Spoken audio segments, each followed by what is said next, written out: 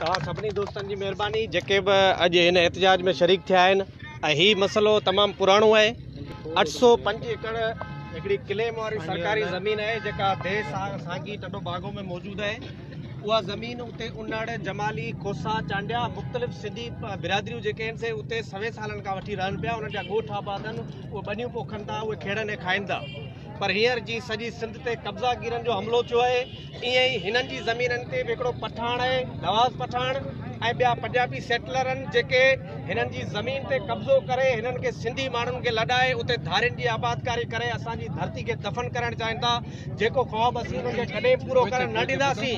ऐं असीं असांजी इन समूरनि बिरादरियुनि खे इहो यकीन था ॾियारियूं त हीअ जेका जदोजहद पाण शुरू कई आहे इहा जदोजहद पंहिंजी जारी रहंदी।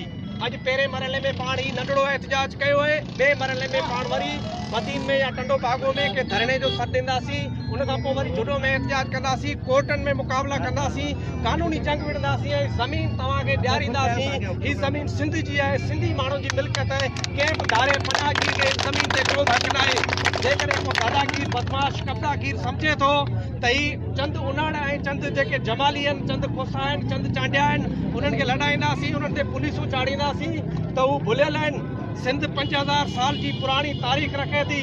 सिंध का बि जंग जेका आहे अॼु ॾींहं ताईं न हाराई आहे। असीं विड़िया आहियूं, असां अरगुननि सां विड़िया हुआसीं, तुरखाननि सां विड़िया हुआसीं। ही फुदी पठाण ऐं ही पनाहगीर असांखे लड़ाईंदा, ज़मीनूं ख़ाली कराईंदा। हिननि जो इहो दम न आहे। तंहिंजे करे अचो त पाण मुतहिद थियूं, पाण में ॿधी करियूं ऐं जंग इनशाला पाण खटंदासीं। तव्हां समूरनि दोस्तनि जी महिरबानी।